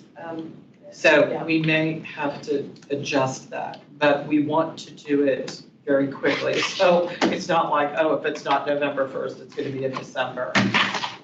So if you have any blackout dates, if maybe you would just want to take a poll of the blackout dates for you, we're trying to do that as expeditiously as possible, because we are also going to complete the responses and share them with you in writing before that meeting. So if you have any follow-up or clarifying questions or whatever, they can be brought up in that meeting. So you'll have all the responses to the questions before the meeting? I told them to get them all done before the meeting. That's good. It doesn't, Joan, it doesn't make sense to have the meeting, Right. given the number and the nature of the questions that were raised. Would that possibly be shared with everybody attending the meeting? Because I know you're inviting other commissions. I would imagine, yeah, definitely, absolutely. Yeah, because otherwise we're going to come in there with a heads up on knowing much better. Different information than they have. Yeah. Joan, this is the consolidated list of our questions. Our questions, Had you circulated that? Yeah. I probably missed it. Yeah. 13 questions. Great. Thought I saw Joan give it out to 8-point font. everybody. Yeah. I may just have missed it in the emails. So if there's anything people want to add that's missing, but I tried to capture, some of the initial thoughts and try to focus on the buses that they're actually ordering versus the buses that they did the studies on. And if there aren't any other questions, I know you're trying to make up some time on the schedule, just very quickly. It's not directly related to the art bus study or transit, but just very quickly to share with you recent developments. So we started in earnest on site the project with the Worcester Polytechnic Institute cohort on embodied carbon. Very exciting. They're very smart, very eager, and they're very engaged. So we look forward to, what comes of that. What they're looking at now is a short list of 4 buildings that they've identified after an enormous amount of data, and they're looking at adaptive reuse. County buildings? No, Okay. commercial buildings. Good. Yeah. So, not that I'm saying we'll never do it for county buildings. It's just that under the circumstances, we thought the priority were probably private sector, commercial buildings. The second thing is Christian Dorsey was at the White House today. Accepting acknowledgement and certification. I don't know what kind of certificate they might give him or anything, but we overperformed on the Better Buildings Challenge. And Arlington was invited to the White House for, Amazing. ceremony celebrating that. They also today, I'm not sure exactly what the content was going to be, but they were going to announce their follow-up program, which is the Better Climate Challenge, and we have accepted that. So we are going to be participating in that, and I will give Jenna the kind of, high key point objectives, because just like the Better Buildings Challenge, you commit to hitting certain benchmarks and milestones by a certain point. So within 10 years, and I just can't remember exactly what it is. All I know is that there's 10 years and a 70% reduction. It might be of our greenhouse gas emissions, but we were pretty, Sounds right. Yeah, and it's been around for a year now, so it was a pilot, Better Climate Challenge has been piloted for a full year. So that, You're kidding me. They were kind of like at. We had over 50 people sign up initially, and we did the launch last spring, and yeah, so, yeah. Oh, maybe they were using this in To order get- to maybe kind you- of like maybe stimulate more sign-ups. Yeah. So yeah, Stephen Burr came to me and I said, let's take the Pepsi challenge, let's do it. So there's that, and the last thing, and I'm really super happy about this one, is we received notice last Friday from the EPA that our proposal was selected for an award on the environmental justice. Oh, very cool. Government to government, grant proposal. It's a really great project. Obviously, it's focused on underserved, a lot of disadvantaged communities, so we're pretty excited about that. What we have to do, obviously, is there's some crossing and dotting. We do, I'm gonna break out the champagne just yet. We have to get through the contract. But we already have our wonderful Donnie Autry, who recently joined the county and the county attorney's office from Richmond. He's just genius. They're all really great there, but I love Donnie. And today they just assigned him to something else for us. And I told them, I feel like we should just put him on retainer for air, But yeah, so that's good. And we're moving forward with other applications, including a brick application, planning.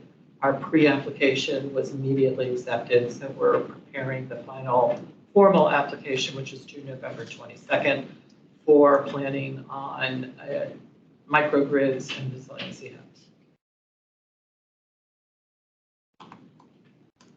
More to come. That's it. So what was the EPA grant? How large was that? It is, if I remember correctly, it's $1 million, which isn't a lot, but what it is more planning and it's developing two tools that are really a very kind of highly sophisticated decarbonization tool for building types that are common in underserved communities. So it's that, it's also a financing and funding portfolio for options and mechanisms for underserved communities. And then it's a training and public engagement. And our partners in that are the Columbia Pike Partnership, Virginia Climate Center, the Northern Virginia Alliance for Affordable Housing, and the Virginia Clinicians for Climate Change. They're all doctors. Because in the climate tool, we're going to factor in human health factors of interest as well. Great news. Congratulations on that. Okay, so next thing, we're going to look at the plans and priorities. Jenna, could you bring that up from the website? I think this is kind of initial kind of look at what we have now and some things, and then maybe I can get two volunteers again to kind of work together on updating. I think some of the things were somewhat specific to what we're expecting to happen this year. So we'll want to kind of relook at it and think about it and.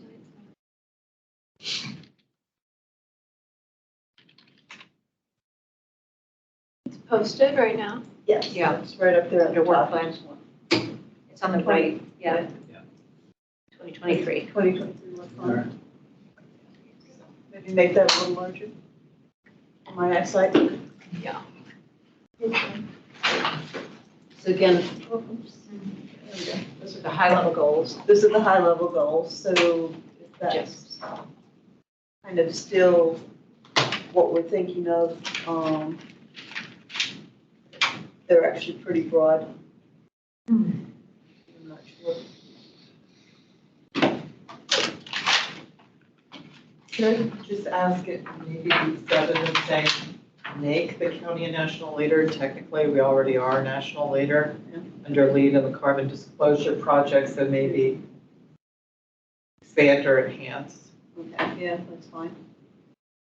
Maybe we can come back to these after we've Yeah, looked yeah, at we the can kind of- individual. We can do wordsmithing kind of later on, but. And then these were kind of our priority objectives, kind of tried to match those, but looked at outcomes, so. And then the priority are actions and activities are probably, so we haven't gotten to the update in the green building and policy. So that's still kind of hanging, but might want to think a little bit broader. Are there anything that we should add, take away? Jen, is that 58% updated from the CEP, or should we? That would, That is the CEP figure, when you add commercial and, well, the total of it, I think so, yeah. Can we cross-check that against Drew's recent, well, what is, I don't know what the recent, his downscaling, he went to sector and subsector detail on our greenhouse gas Yeah. inventory sourcing okay. the emissions. So if we could just check that. I'm not saying it's wrong, I No, just no, want to double check it. Yeah, I'm curious, but I haven't seen that. I'm sorry, is this document generated by John or Yes. by staff? This is ours. Yeah. Yeah, Okay, so go back. So Tim Esgio is no longer on. yeah, that, all that stuff. Oh, those have to be updated. Updated, so kind of, that's the other thing as we work through these, think about areas that you want. And I'll, when I get home, I'll take this document and convert it into a Google Doc. And then just delete the stuff that's clearly irrelevant, which is mostly on the assignee side. And I'm sorry, just making a note that that first one called for a strong 2023 update. The update, the review and update of that is actually due March 2024, pursuant to the motion that was made by Takis and then unanimously adopted by the board on December 12, 2020. And staff is Yeah. working on that Yeah. issue Yeah. right now. Yeah, and some of the things kind of looking at this is we haven't done too much in terms of embodied carbon and whether or not we want to kind of enhance that. CEP is actually hitting 5 years next year, so, that's time for an update. But also, do we want to, again, how broadly do we want the county to be starting to look at climate action versus energy? Kind of, it's a slightly different. I know you don't have time, but let's put a pin in this for the cycle on it because of COVID and because of when the COG is going to produce the next realistic, rational, inventory that we should be relying on, which is 23, this calendar year. So they're doing that this year. No, it'll end this calendar year, and then they go through the process of calculating. And when do they generate those numbers? It generally takes 12 to 14 months. Okay, so they're not going to have numbers until 25.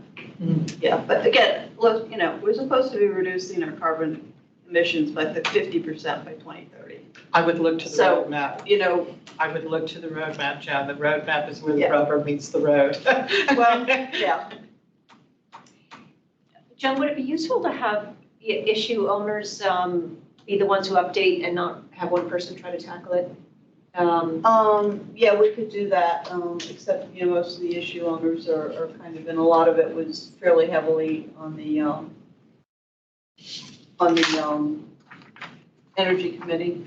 Right. But for example, Dawn maybe could take a look at ones that say Energy Committee and propose updates based on Yeah. most recent discussions.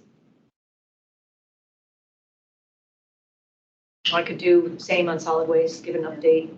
Right. I mean, it's probably doesn't need updating, but.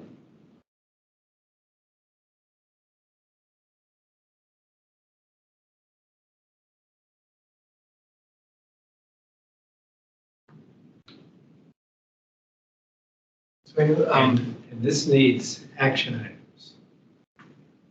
Yeah, or at least some Resilience sense check. of what kinds of issues and that we want to tackle or what kind of, yeah, how Well, would we want to go about doing it? my suggestion is we think very carefully about taking those two issues, stormwater and urban heat island, and come up with something we can use in the SPRC checklist.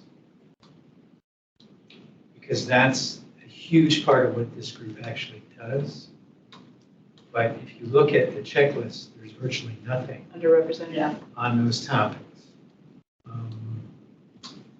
And if we want to make it real, I think we need to get some real substance to what those things mean. What is the title of the third column? Is it activities or what is that?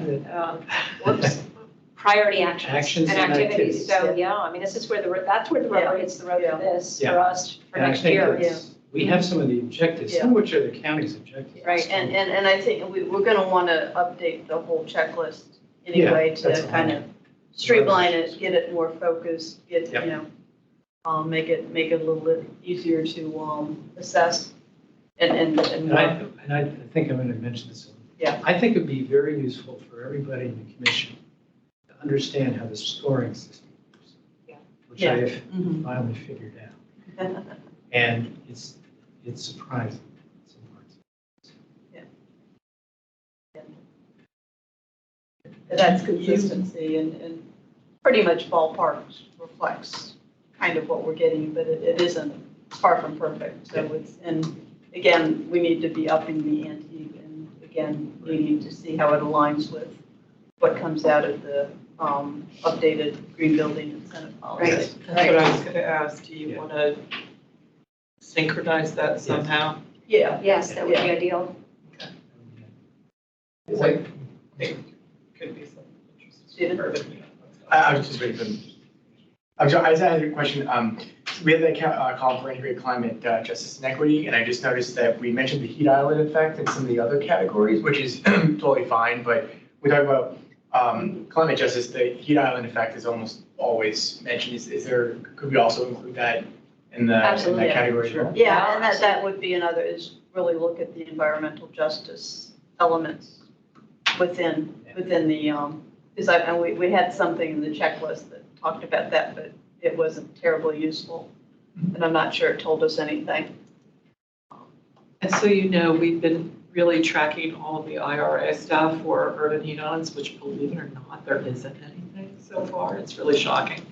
But there's something that could be coming out from the HEAT Act that Sherrod Brown. Yeah. So if that comes out, we're going to be doing something because the only urban heat-on analysis that the county has, I think, was done around 7 years ago. 7.5 years ago, and it was normalized, you know, from NOAA calculations that were regional. So we really haven't downscaled and haven't done. DC, by the way, has a really, really good, and so does Boston, have a really, really good analysis for urban heat islands. I'll send you those links too. Yeah. Jen, so what do we think is the best, most efficient way to update this? It seems to me if we made it into a Google Doc. Yeah. And you could knock off names of people who are off the commission. And I would say that, I say issue owners, but you know, that's probably too formal sounding, but people with whose names are either there, who are providing some leadership, might have a stake in trying to shape and propose what actions might be for next year, and then we can come back and look at it as a group. Yeah, and if there's any issues that you want to work on that, you know, you're not signed up for, kind of ignore who's on the list and if it's something you want, you know. kind For the of new interest. people. For the new people. Assigned, yeah. Well, you know, definitely lots of opportunity for So. People can put their Yeah, and if there's anything kind of missing or. Well, especially Doesn't after quite Joan fit. removes the Okay. people who are no longer there, then you'll see where the holes are. Right, yeah. That's absolutely right. Just thinking about, can I ask, does commission do any kind of year in review of kind of? Yeah, the we'll do things- an annual report. Somehow we kind of missed it last year. But yeah, we're supposed to do an annual report and that gets approved in January. And then it's kind of an accompanied. With some help accompanied- from our staff liaison, I think. Is that how it's been done in the past? That's how it's been done in the past. Just a heads up to Shannon. Yeah. Yeah, you can take a look at the 2021. We're just thinking about those in terms Yeah. of kind of metrics and activities that we want to highlight in our Right, 2024 right, yeah. plan, like concrete things that we want to make sure we accomplish in 24 and Yeah, how we're going to track those. Some of this is covering or recommending or encouraging and, but Yeah. how are we going to actually measure yeah, that? yeah. Some of it has been, kind of, here are the commissioners that came into the commission, those that left. Here are the letters that, we wrote so many letters, but that's not terribly useful. So I know in the last one, there was a little bit more focus on key priorities and that we kind of focused on because there's often a theme in what we're doing. And there's some initiatives that aren't on here. Yeah. The Gulf Branch Street Restoration. Yeah, and yeah, that's getting out of date. Maybe There's that a number fits of projects. under another Yeah. category. Yeah, that, we can worry about that one later, but yeah, if there's any, and again, I can go through that list and delete the ones that have already been kind of put to bed in that. I just think bigger picture, like in terms of messaging, Yeah, like right, yeah. if we update the checklist and come up with a new scoring system to reflect current policy, and if, we can count the number of letters we wrote, but we already know, like, we've already seen a red line now that they're actually changing some of the building design based on some comments, right? So like Right, yeah. our letters and our comments to the commission are causing people to change things, and make buildings greener, and so those are the kind of How do you like track outcomes and that? stories. Can you track It that? could be It's anecdotal, probably but I mean. anecdotal at this point, Yeah. but Yeah. it would be wonderful to get some of that into the annual. How many building changes have resulted from our letter? I don't think we've got an idea. Yeah, well, I mean, there's a pretty finite number of Yeah. buildings that go through. I mean, we're getting a little bit more of Is the. it just from our comment or is it a combination? There's attribution issues, sure, but Kind of I hard to make attribution, but, let's take some credit for progress. At least it's being talked about. Yeah. I mean, when you've got planning commission and county board members talking about our issues, even if they at the end say, well, okay, we're going to approve this anyway, it forces the discussion, so. And it puts developers on That's notice a good that thing. we're going to be looking at this thing. 60,000, that's good. Yeah. Okay. So you'll be circulating this, and people should be on the lookout for Yeah. Mhm. areas that they may want to propose updates to. Well, this is going to be a 2024 work plan. Right. Mhm. And, so it's going to be a bit of a group effort. Okay, updates.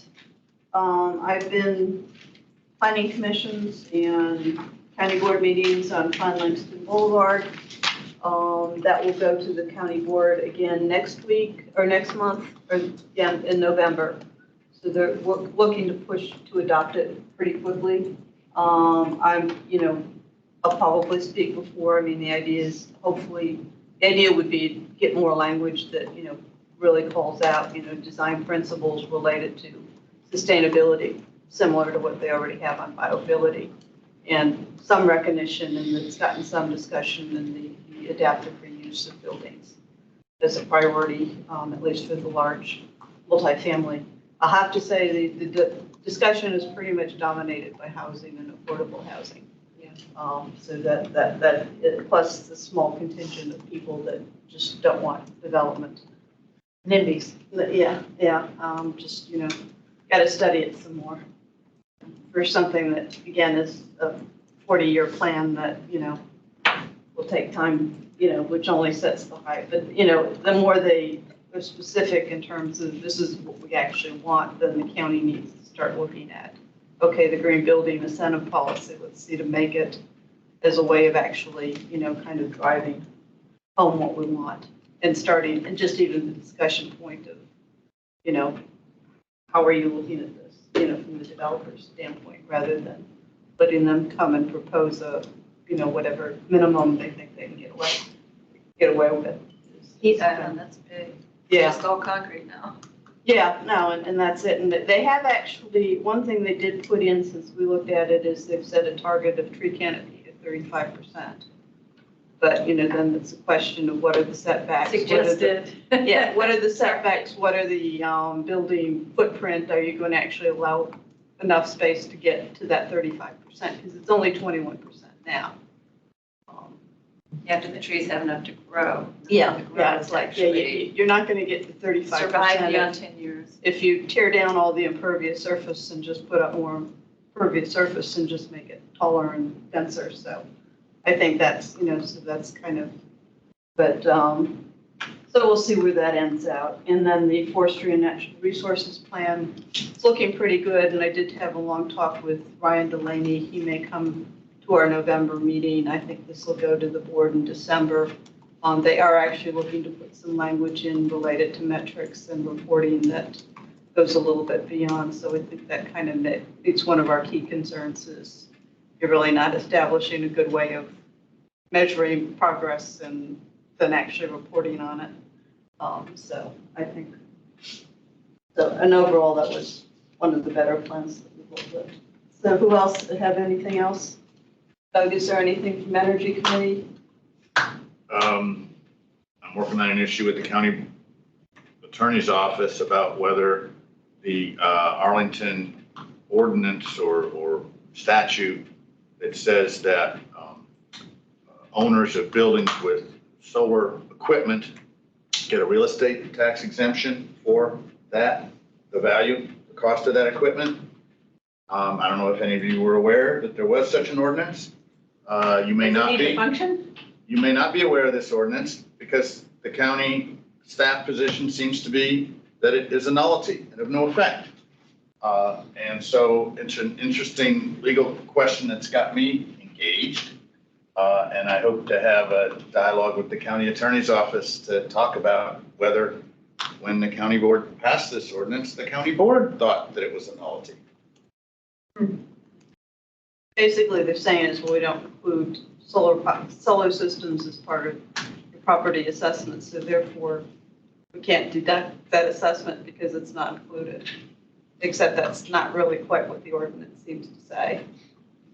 And it's a nonsensical interpretation anyway. So fingers crossed the attorney's office will see the light here. Otherwise, I'll be looking to recruit plaintiffs and pro bono attorneys. Does anybody have solar equipment on their roof, their house? You do? Well, let's talk after this. We could. Great.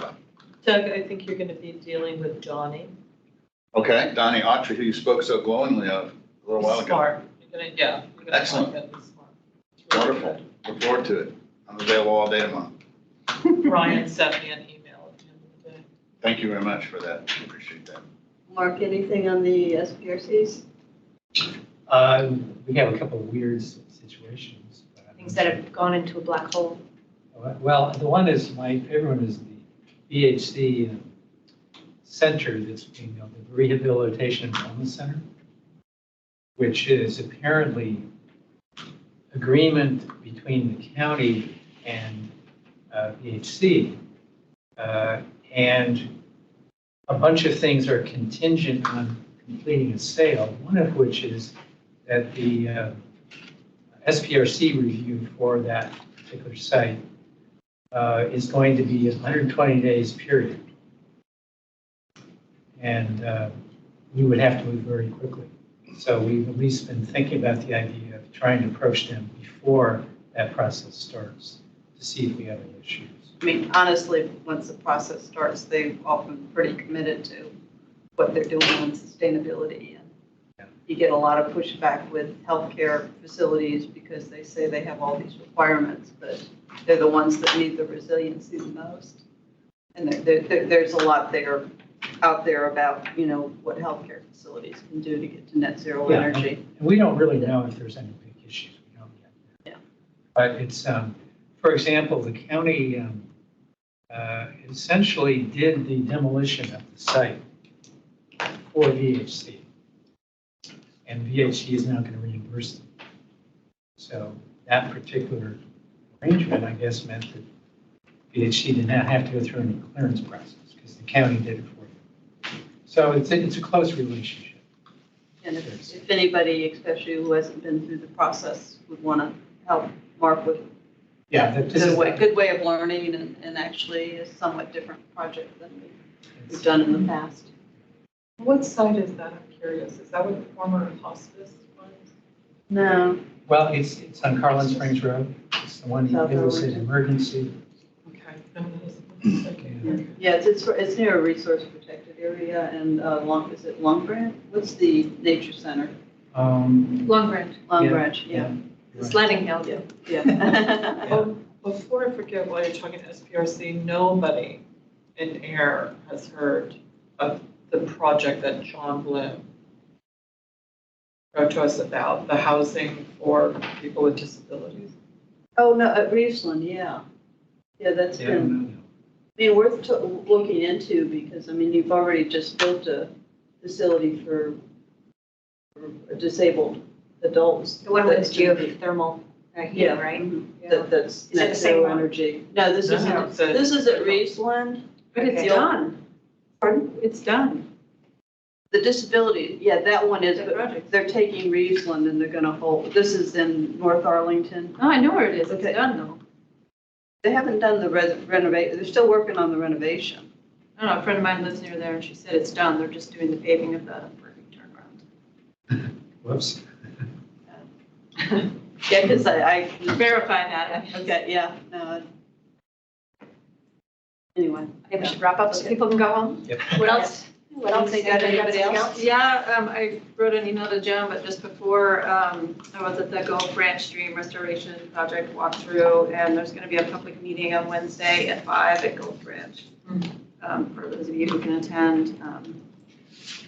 Gulf Branch right off on military. Yeah, okay. yeah, and I think there's an opportunity to capture a lot more stormwater on site before it even hits the stream that they didn't incorporate for a number of reasons. Yeah, I had some other comments too, but. Yeah, and again, there was the other restoration area that was very controversial.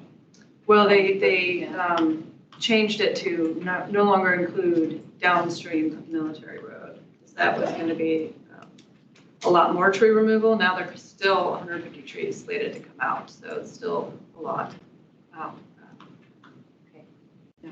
And again. So I had some questions about, they have these construction roads, and sometimes you can do the stream restorations working within the stream channel. And whether that could be done in any of the sections or partial sections, and then for the construction roads, using the absolute tiniest piece of equipment, and can they jigger it around at least some of the big trees to avoid? I don't know if they've done like a site walkthrough with this is just in the planning stages, but once they get to construction contract, maybe that can be reduced. Yeah, and from what, they're also apparently not putting it, or not going forward with some upstream mitigation efforts to slow the water that's actually going into the watershed. And there is the potential in all three locations for all three branches to do that. So they're not for various reasons. Yeah. So if you're free on Wednesday at 5. Okay, anybody got anything else? Thank you, everybody. Thanks, everybody. And, and the next meeting will be virtual.